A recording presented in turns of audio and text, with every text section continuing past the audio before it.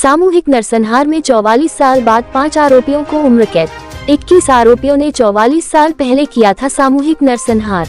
14 आरोपियों हो चुकी मौत, एक ने लगाई थी फांसी, 5 आरोपियों को मिली उम्र कैद। इंसाफ का 44 साल का सफर उम्र कैद पर खत्म। मौत का बदला बना नरसंहार, हत्यारे के परिवार को उतारा था मौत के घाट। मौत के बदले ने हत्यारे के परिवार का किया नरसंहार। 44 साल पहले वर्ष 1979 में कानपुर देहात के सेहलूपुर गांव में किसान दिनेश की विभत्स तरीके से हत्या कर दी गई थी और हत्या का आरोप गांव के ही रहने वाले अयोध्या प्रसाद पर लगा था। साल भीतर ही अयोध्या प्रसाद की जमानत हो गई थी। जमानत पर रिहा होने के बाद मृतक किसान दिनेश के सगे भाई रमेश चंद्र ने अपने भाई की मौत का बदला लेने की ठान ली और अपने 20 साथियों के संग बदला लेने के इरादे से हत्यारे के परिवार के साथ ऐसी खून की होली खेली। इस सामूहिक नरसंहार ने पूरे कानपुर देहात को हिलाकर एक साथ एक ही परिवार के 4 सदस्यों की बेरहमी के साथ हत्या कर दी गई, जिसमें सूरज शिव प्रसाद छोटे और 4 साल के भीम सिंह को मौत के घाट उतार दिया गया। इस नरसंहार में पुलिस ने 21 आरोपियों के खिलाफ सामूहिक नरसंहार को देखते हुए हत्या का मुकदमा दर्ज कर दिया था। मौत का ऐसा तांडव जिसे देखने वालों ने देखकर खामोशी अख्तियार कर ली थी और जिसने इस सामूहिक नरसंहार की कहानी को सुना वह हैरत में पड़ गया। पुलिस हिरासत में हथकड़ी में कैद कानपुर देहात के न्यायालय परिसर में आते हुए इन आरोपियों को जरा गौर से देखिए। इन्होंने मौत की ऐसी इबारत लिखी जिसे पढ़कर कोई भी हैरत में पड़ जाएगा। दरअसल 4 लोगों के सामूहिक नरसंहार के मामले में 21 लोगों को आरोपी बनाया गया था, जिसका मुकदमा न्यायालय में पिछले 44 सालों से चल रहा है। इंसाफ की ऐसी लड़ाई जिसने 44 सालों में नरसंहार करने वाले 21 आरोपियों में से 14 आरोपी सजा काटने से पहले ही ऊपर वाले को प्यारे हो गए, तो वही कुछ सालों पहले एक आरोपी ने मुकदमे से तंग आकर खुद फांसी लगाकर खुदकुशी कर ली थी। 44 साल के लंबे समय अंतराल के चलते सभी आरोपियों की उम्र भी ढलती जा रही थी, लेकिन इंसाफ का सफर इतना लंबा था कि उसे तय करने में न्यायालय और वादी को उम्र के आखिरी पड़ाव पर आखिर इंसाफ मिल गया। अदालत में नरसंहार के 21 आरोपियों में से अब 6 आरोपी ही जीवित हाजिर हुए हैं, जिनका नाम विजय बहादुर, प्रेमचंद, विजय नारायण, बडोले, मथुरा और धनीराम, जिसमें से सबूतों के अभाव में न्यायालय ने मथुरा नाम के एक आरोपी को दोषमुक्त करार कर दिया। साथ ही साथ 5 आरोपियों को उम्र कैद की सजा सुनाकर 29,29,000 रुपए का आर्थिक दंड भी लगाया है।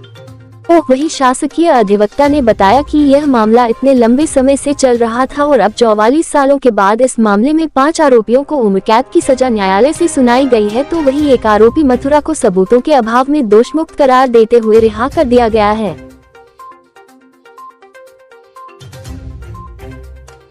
तो क्या उसका पूरा मामला है? मैं प्रदीप पांडे, प्रथम शासकीय अधिवक्ता एडीजे 4 कानपुर देहात। ये केस दिनांक 23/4/79 की रात का है। ग्राम सेलूपुर, उस समय का थाना भोगनीपुर, वर्तमान में थाना देवराहट का है। इसमें 4 लोगों की हत्या हुई थी, जघन्य हत्या, रात को 12 बजे के आसपास, और आज उनको न्याय मिला है। 21 लोगों ने उस पर हमला किया था। हमले के बाद उसमें शिनाख्त की कार्रवाई भी हुई थी। 3 मुलजिम धनीराम, शिवराम और राजकुमार जालौन जिले के रहने वाले थे।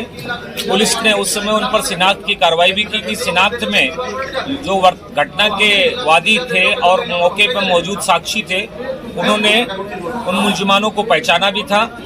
पहचानने के उपरांत ये चीज बताई थी कि इन्हीं लोगों ने इस जघन्य हत्याकांड को अंजाम दिया है।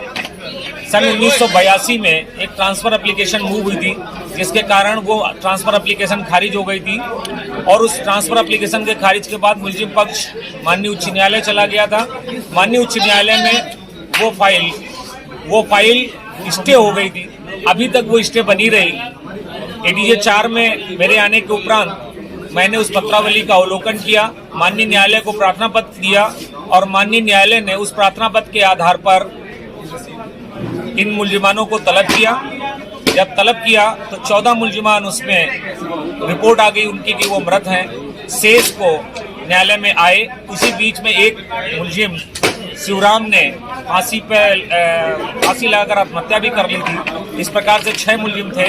6 में एक मुलजिम मथुरा प्रसाद को माननीय न्यायालय ने साक्ष्य के अभाव में दोषमुक्त कर दिया, जबकि 5 को आजीवन कारावास की सजा सुनाई। साथ ही साथ अन्य धाराएं मिलाकर 20,000 रुपए का जुर्माना 302 में, और शेष पर कुल मिलाकर 9,000 का, और इस प्रकार से 29,000 रुपए का कुल जुर्माना प्रत्येक मुलजिमानों पर लगाया।